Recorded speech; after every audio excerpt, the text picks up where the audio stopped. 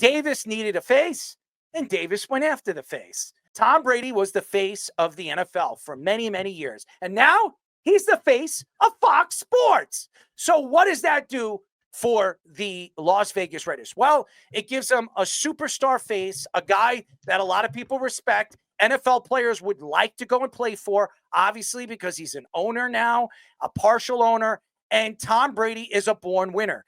If they think that Tom Brady is going to bring a winner back to Oakland or whatever, Vegas, like the Raiders were in the 80s and the 70s, well, then where do you think these players are going to go? They're going to go and play for Vegas.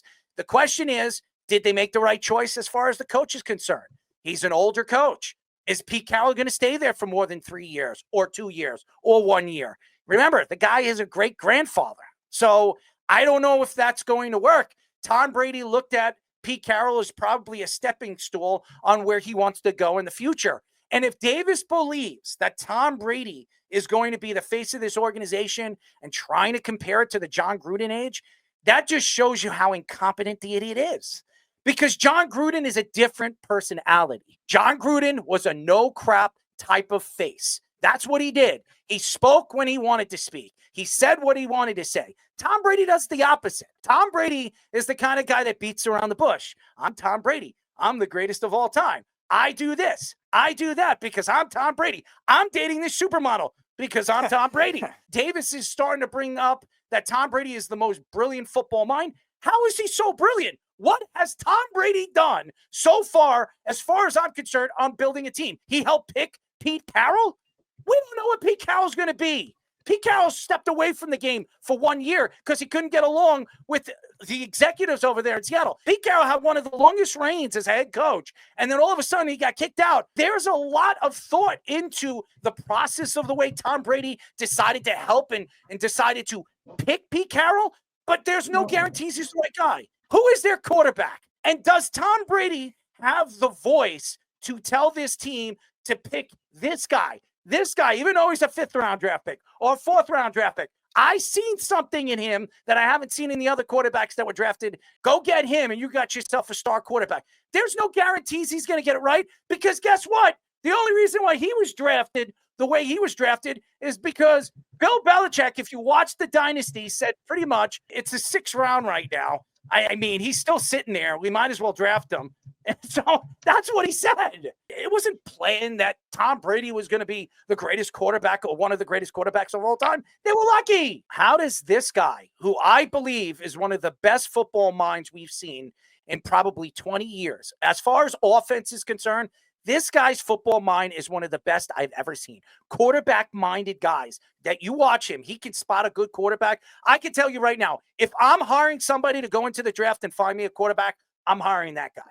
That's who I'm hiring because that guy studies quarterbacks from top to bottom, the way they step back, the way they step into the pocket, the way they move outside of the pocket. And if you remember all those quarterback stuff that he did on ESPN, every one of those quarterbacks that he pointed out on their strengths and their weaknesses, that came out when they made it to the NFL as rookies. He pointed it out, and everything that he said they're going to have problems in the league, it happened. I remember when Sam Darnold was on the show. Yep. Does anybody remember that?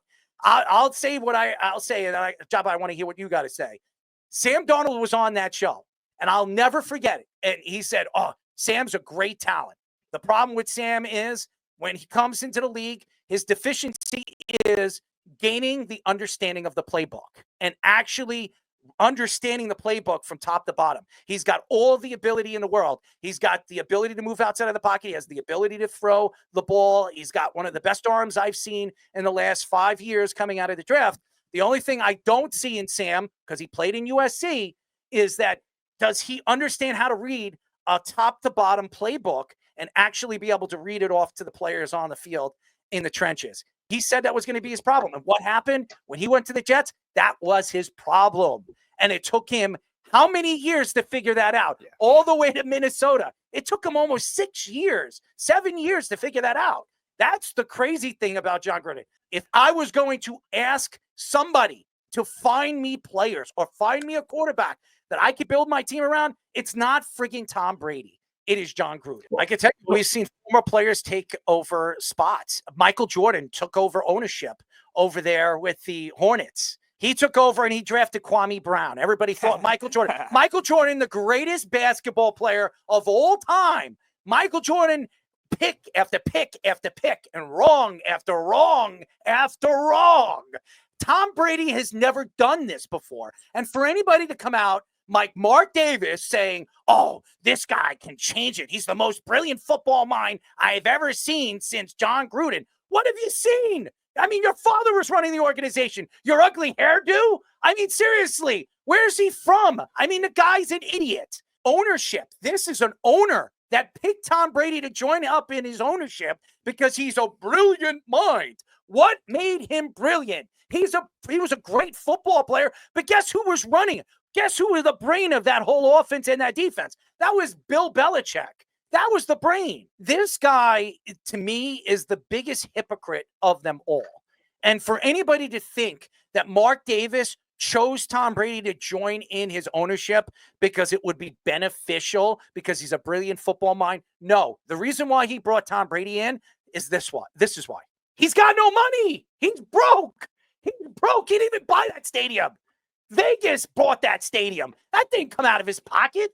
That came out of the taxpayers' money. He got a free stadium for nothing. That's why he left from Oakland to Vegas. That guy is the biggest bullshit artist I've ever seen as an owner in football history. He's worse than Jerry Jones. He's a moron. To come out here and tell me this is the most brilliant football mind since Jon Gruden, he's not even close to the same football mind as Jon Gruden. I don't care how many Super Bowls he's won. It wasn't him. It was a whole team, a whole roster. That's all I'm going to say about that. Mark Davis, the biggest idiot of them all.